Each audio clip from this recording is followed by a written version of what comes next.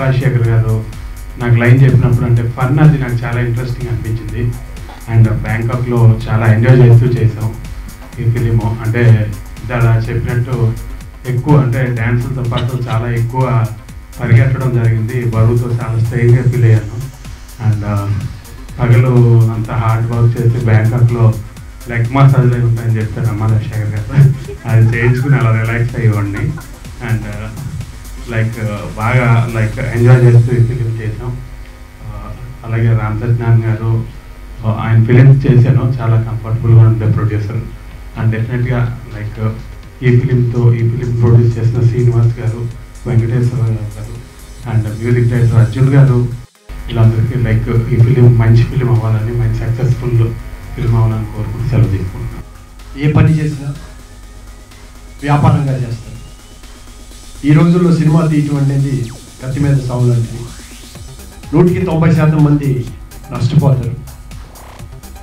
అయినా ఆయన సినిమాలు తీస్తూనే ఉంటారు. ఆయన క్యాలిక్యులేషన్ ఒకటే, నేను ఎంత డబ్బు పెట్టాను, నాకు రూపాయి మిగిలిందా, 10 పైసలు మిగిలిందా, 10 రూపాయలు మిగిలిందా, లాభం లేకుండా నేను ఏ వ్యాపారం చేయను అనే ఒక ఏకైక లక్ష్యంతో తనకున్న వనరులతో దాన్ని ప్రాపర్గా ప్రొజెక్ట్ చేసుకుంటూ మంచి సినిమాలు తీస్తూ, అంటే నిర్మాత చాలా కాస్ట్ పెట్టి సినిమా తీసి అది యావరేజ్గా వచ్చే దాని సరిపోయి ఫైనల్గా ఫలితం చూసుకుంటే ఏముండదు. ఓ సినిమా తీశాను, నాకు ఏం మిగిలిందంటే ఏం మిగలదు. అంటే సక్సెస్ఫుల్ నిర్మాత కాదా అది మీరే చెప్పాలి. ఒక సినిమా రూపాయి పెట్టుబడి పెట్టి దానికి రూపాయి పావాలనో, రూపాయలనో, 2 రూపాయలు, 3 రూపాయలు తీసుకున్న వ్యక్తే నా దృష్టిలో సక్సెస్ఫుల్ నిర్మాత. అందుకని ఆయన కంటిన్యూగా సినిమాలు చేస్తున్నాడు. ఈ యొక్క ప్రతికూల పరిస్థితుల్లో ముందుకెళ్తున్నాడంటే డెఫినెట్గా అభినందించాలి. అభినందనీయుడు. అతనికి మంచి హిట్ వచ్చి 4 డబ్బులు బాగా వస్తే కొంచెం పెద్ద సినిమాలు చేస్తారు. ఇప్పుడు శ్రీహరి గారిని అడిగారు, సినిమా ఇస్తే డెఫినెట్గా చేస్తారు.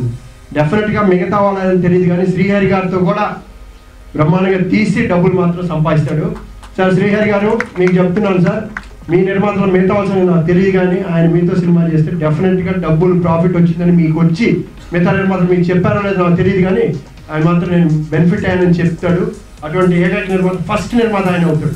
అంటే మిగతా వాళ్ళు చెప్పరు డబ్బులు వచ్చినా కూడా, కానీ ఆయన వచ్చిందని చెప్తాడు. సో డెఫినెట్గా ఎంకరేజ్ చేయండి సార్. All the best. అలానే వేగం మ్యూజిక్ వాళ్ళకి,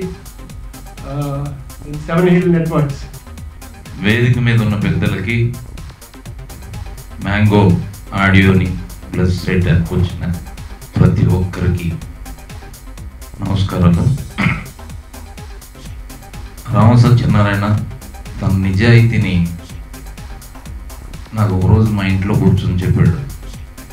నేను ఏ సినిమా చేసినా అట్లీస్ట్ 1 లక్ష రూపాయలైనా లాభానికే పొందాను నేను. ఆ ఒప్పుకోవడం అనేది అతని నిజాయితీలో ఒక తార్కాణం. తర్వాత రాజశేఖర్ తను తీసే ఏ సాంగ్ అయినా దాంట్లో స్టోరీ పెడతాడు. స్టోరీ లేదే అతను సాంగే డిజైన్ చేయడు. అతను ప్రతి షాట్ ఆ కథని ప్రతిబింబించే విధంగా ప్రతి షాట్ ఉంటుంది. ఇక దర్శకత్వం చేస్తే ఇంకెంత గొప్పగా చేస్తాడు అనేది మీరు ఊహించుకోవచ్చు. సో ఈ సినిమా నాతోటి పోరు అని ఒక సినిమా చేశాడు. నేను చూసి రషెస్ పిచ్చుడిని అయిపోయాను నేను. ఈ విధంగా కూడా ఉంటారా అని. సో మ్యాంగోని ఎంత బాగా డిజైన్ చేసి ఉంటాడో నేను ఊహించుకోగలను. కాకపోతే రామ సత్యనారాయణ గారికి చెప్పేది ఏంటంటే సీజన్ అయిపోకుండా మ్యాంగోని బయటకు పంపించాలి.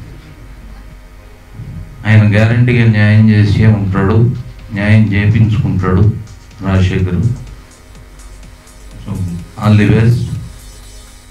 ఈ సినిమా నువ్వు అనుకున్న 2-3 లక్షల లాభాల కంటే కూడా ఇంకెక్కువ రావాలని మనస్ఫూర్తిగా కోరుకుంటూ, నువ్వు పెట్టి తీసుకుని ఎప్పుడు వస్తే అప్పుడు మనం సినిమా స్టార్ట్ చేస్తాం. రాజశ్రీ తెలుగు నుండి ఈ రిపోర్ట్ అందిస్తున్నది కెమెరా పర్సన్ రాధాకృష్ణతో ధీరజ్. మరిన్ని అప్డేట్స్ కోసం సబ్స్క్రైబ్ చేసుకోండి మీ రాజశ్రీ తెలుగు.